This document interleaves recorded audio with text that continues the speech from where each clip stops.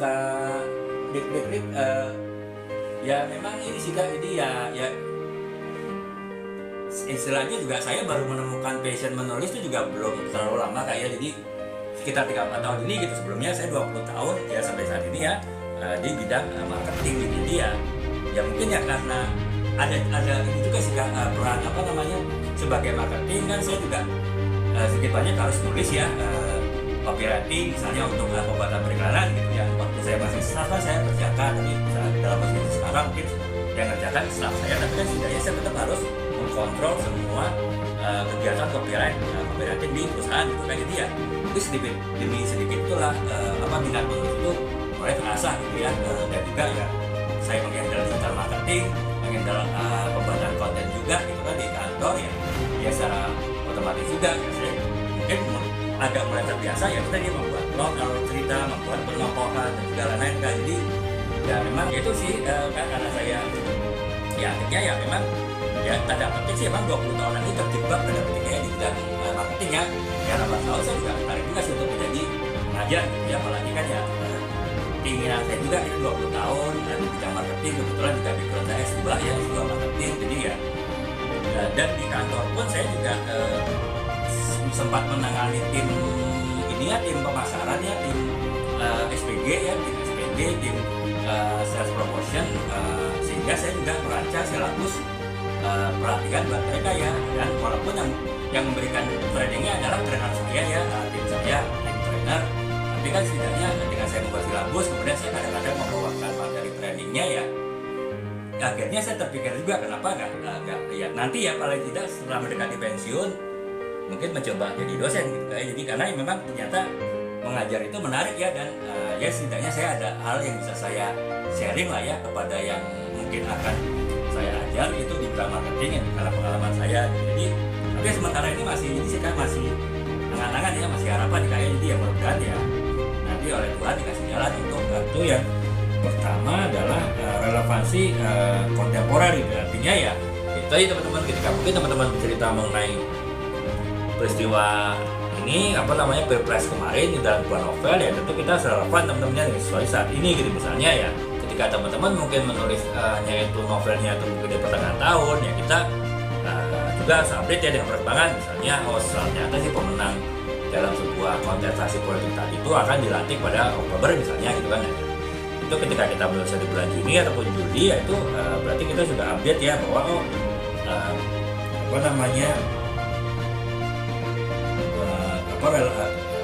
relevan dengan situasi yang baru ya. Jadi ya teman-teman menulis mengenai cinta Pilpres 2024 dan sebuah novel dan itu sudah selesai, tapi kemudian ada menunggu proses misalnya pelantikan misalnya gitu kan. Nah itu teman-teman ini ya harus relevansi ya, dan teman-teman harus sesuaikan dengan ketika teman-teman cerita tersebut itu teman-teman sudah menceritakannya dengan sesuai dengan relevan saat itu gitu. Jadi misalnya jangan teman-teman di bulan Juni atau bulan Juli ini menulis novelnya justru pada saat kampanye panas-panasnya di bulan November Desember gitu. Itu kan nggak relevan ya dengan situasi gitu.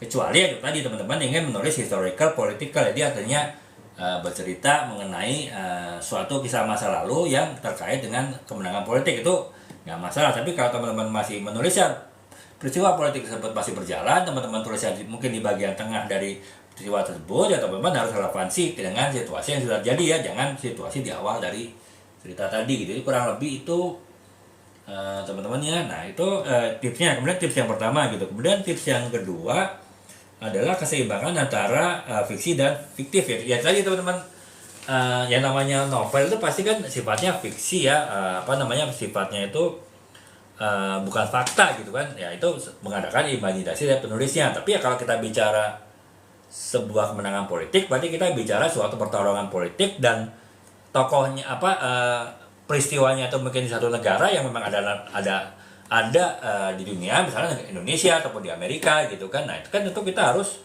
pastikan bahwa tetap ada fakta-fakta yang kita harus tampilkan ya, tidak hanya sekedar fiksi ataupun imajinasi dari penulisnya. Misalnya kalau kita bicara di Amerika kan sistem bagaimana sistem pemilihan presidennya, kemudian bagaimana sistem perhitungan suaranya, bagaimana sistem kampanyenya, itu kan kita harus ini ya teman-teman, kita harus tampilkan secara fakta gitu, walaupun ya itu tadi mungkin bisa digabungkan dengan fiksi, misalnya si calon presidennya itu adalah tokoh fiksi ya, bukan ada dalam situasinya kehidupan nyata, itu nggak masalah. Jadi kita tetap pada fiksinya tapi tetap sesuaikan dengan fakta yang terjadi ya, sehingga ya menggabungkan antara fakta dengan fiksi gitu. Nah, kemudian yang selanjutnya adalah pengembangan karakter yang kuat ya, artinya teman-teman melakukan pengembangan penokohan utama dari novel tersebut tuh yang kuat ya. Ya, karena kalau kita bicara misalnya kita perjalanan seorang politisi untuk menjadi duduk jabatan tertentu, misalnya mungkin menjabat gubernur atau menjabat bupati atau bahkan mau menjabat presiden gitu kan, itu kan berarti ini ya teman-teman, kita harus punya tokoh yang kuat ya. Artinya ya jangan kita membuat tokoh utama dari novel tadi yang misalnya seorang politisi ingin ya tadi ingin mencapai suatu jabatan politik tertentu, tapi digambarkan orangnya lemah, orangnya bahkan mungkin orangnya tuh ordinary people saja ya, orang-orang biasa-biasa saja, kemampuannya juga biasa saja, kemudian analisisnya juga biasa-biasa saja, kemudian komunikasinya biasa-biasa saja, ya itu berarti kan bukan tokoh yang kuat ya. Itu nggak disaranin sih, tetap teman-teman harus tokoh utamanya si politisi tadi itu juga harus orang yang kuat ya, bukan orang yang lemah ataupun orang yang artinya tidak punya pendirian gitu, suka berubah-ubah gitu kan, perubahan-perubahan ya, tapi memang suka berubah-ubah gitu. Nah, jangan seperti itu kan berarti kurang kuat ya tokoh tadi ya teman-teman, ya harus membuat tokoh yang kuat ya, sehingga ya si tokoh kuat tadi itu akan memperkuat dari novel teman-teman tadi gitu. Jadi itu. Kemudian yang selanjutnya adalah teman-teman juga ini ayat 3 itu tentunya itu tips yang spesifik untuk sebuah novel yang bertemakan kemenangan politik, yaitu tadi ya relevansi dengan situasi kontemporer. Artinya teman-teman ya kalau menulis suatu ini sistem pemilu adapun sistem pertarungan politik di Amerika saat ini ya jangan menggunakan ketika mereka baru berdiri 200 tahun yang lalu ya, sistem politiknya itu udah gak relevan, harus relevan dengan situasi saat ini gitu, dimana bagaimana sistem pemilu di Amerika saat ini yang menjadi latar belakang dari novel teman-teman misalnya itu ya. Jadi yang kedua kemudian ada keseimbangan antara fiksi dan fakta ya. Ketika menulis novel tentu ada fiksinya, tapi ketika kita bicara sistem politik suatu negara misalnya Amerika ataupun Indonesia ya itu kan fakta kan, itu tetap faktanya harus ditampilkan secara fakta ya. Jangan fakta itu tidak dibuat dengan imajinasi sehingga tidak sesuai dengan situasi yang terjadi sekarang gitu. Nah, kemudian yang ketiga adalah melakukan pengembangan tokoh utama yang kuat ya. Jadi ya tokoh utama dari novel tersebut, politisi tersebut tuh harus orang yang kuat ya, sehingga ya orang tersebut bisa memperkuat novel teman-teman gitu. Jadi itu